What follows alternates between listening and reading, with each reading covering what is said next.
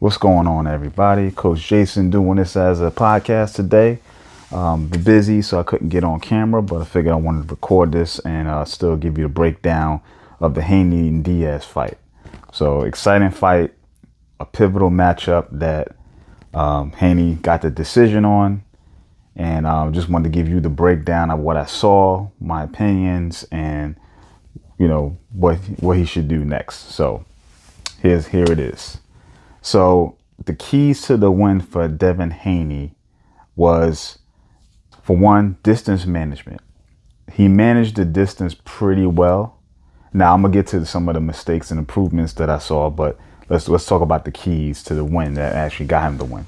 So managing distance was key. He used his angles, and he made sure that the length of his punches were a visible appearance to the judges. That's very important because when you look at the total punches, he didn't throw a whole lot more than Diaz, but how they landed and the visual appearance of how they landed could give the appearance that he's controlling the fight. And I think that's what happened, because Diaz it wasn't like he wasn't busy, but it looked like the control was in Devin Haney's favor because of the way his punches were being thrown, not necessarily landed, but the way they were being thrown.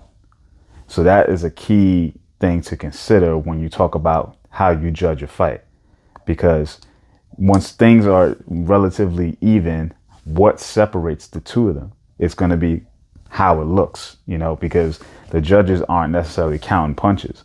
They're looking at the fight round by round and judging the fight round by round. So that's a key thing. So that was a good, the way he fights is relative to how the fight was perceived, and the way Diaz fight and vice versa. So that was, good on his part. Another point is the use of his jab to control the pace. He always put his jab out there. No matter what happens, his jab is always out there to be used as a rangefinder, distance manager, and also to pile up points, because he's using, the fact that he's constantly throwing it, all of them may not be landing, but he's also scoring, little shots at a time. They're not big shots. They're not hurting anybody, but the fact that he's throwing it, it's being counted. So the jab, key to the win. Another key to his win was his consistent use of the straight right hand to the body against the southpaw Diaz. That, I think, as good as Diaz did against Haney, he could have done better had Haney not used his straight right to the body, because he would have been a little bit more aggressive and daring to just walk in. But he had a jab to deal with, which we already talked about. And then now he also had the straight right to the body specifically. That was a key weapon and a very important part of his game plan that he used. So that was excellent on Haney and his team part to do that. You got a southpaw in front of you.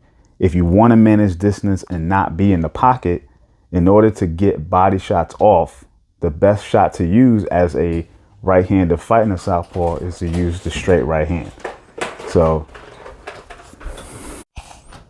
another key component for the keys to the win is Devin Haney did not get into a slugfest.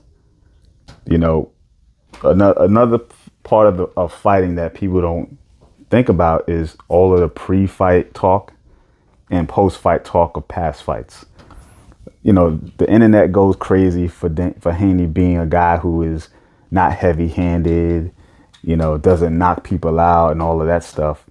If you let the noise get into your head, you can start changing your style and start fighting in a way that isn't conducive to winning. He didn't let that happen. He fought his fight no matter what the naysayers say, and he let that be the way that he was going to win, no matter what. He did step on the gas a little bit and stay in the pocket at times, but he was not in a slugfest. He didn't stand there and just trade punches with a guy. Another key to his win was remaining composed. Going back to the last point of not being in a slugfest, he did not lose his composure against his opponent by trying to do things that were out of character, because you got to do what you're good at. This is a combat sport. This is about getting hurt and hurting people. So he does what he does best not to get hurt, and that is not get off his game. So he stayed composed. Diaz had some moments, and he didn't let those things get out of control. Another key component to the win, ring generalship. Kind of goes back to a lot of the other points, but really they're all related, right? Distance management, use of the jab, composure, not getting in a slugfest. He basically controlled the fight for the most part. Although Diaz had, like you said, had his moments, he did not let the fight run away, and he remained on the game plan and controlled how the fight looked, because visually is a big part of how the fight plays out, and he didn't let it look like he wasn't in control. So whether it was close or not, on paper, it didn't look close. He controlled it. He made it look like it was easy on his part, or easier than Diaz, who had to really chase Haney down a lot of the times, right?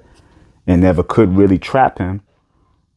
It looked like he was in control. So he controlled the fight, and that's half the fight in itself. Scoring and then controlling the fight. So good component for him. Now let's talk about some of the improvements and mistakes that we probably saw. So what I alluded to before was that Diaz tried to cut him off and try to control, chase Haney down. And at times, Haney would end up in the corner or against the ropes and kind of stayed there way too long. I think against a bigger puncher, against, an opponent who's better than Diaz, that will be a crucial mistake. He has to make sure that at all times he is not up against the ropes. He's too good of a fighter, too good of a foot, has good enough footwork that should really never happen. So either that's just a mental mistake, conditioning maybe, not to be able to change that angle when you need to, or you're tired and you're trying to rest for a second. But either way, I think that's something he can improve very quickly. Is really just taking a look at the fight, watching it back and saying, hey, I shouldn't have been there too long. Nothing really happened. Maybe I got, rocked with a shot here and there, but, against someone else, that might have been a really bad position. So you shouldn't do that. So that's one improvement to make. Another thing I saw was that he was getting hit with straight lefts way too much. And I think that had to do with probably, again, not really changing angles quicker, because he used combinations and changed angles a lot. But I think at times he kind of was resting, or was more willing to stand in the pocket with Diaz. And I think that played a part in why a lot of those left hands landed. So I think he's got to really stay away from, he's got to get, better defensive tactic. And it's probably more of a footwork thing than it is anything else, because he moved his head pretty well. He ducked under a lot of shots. So it's really about just changing the angle. Like when you're done throwing, you got to move, just take that quick turn off and be out the way. And then the other thing I saw, and I'll end it after this, is that he didn't disrupt Diaz's rhythm when he got those flurries going. He let the flurries kind of happen, and he was more content with just trying to get out the way.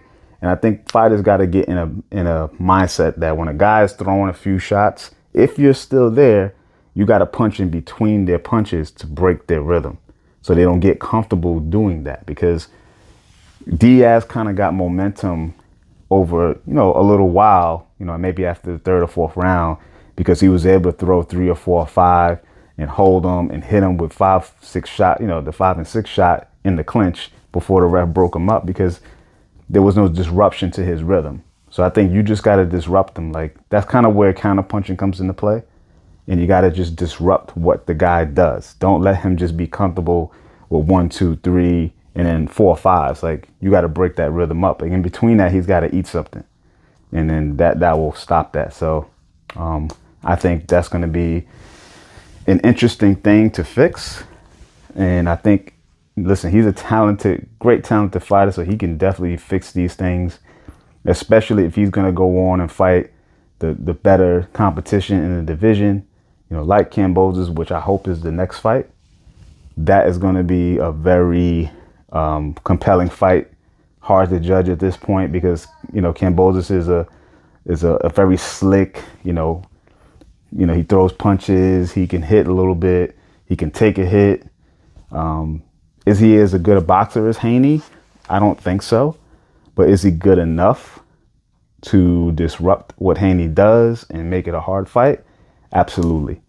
So because you can't really judge a fight about just talent, you have to judge it on how the game plan is played out. And we saw that with T.O. and Kambosos. If we look at just talent, we might initially have said, well, T.O. is more talented. He's young, he's stronger, he's this and that, but it's about implementation of a game plan. And then that will be the telling story between Haney and Kambosos if they actually fight. So I can't wait to see it. I want to see it. Well, let me know what you guys think, and catch you on the next one. Peace.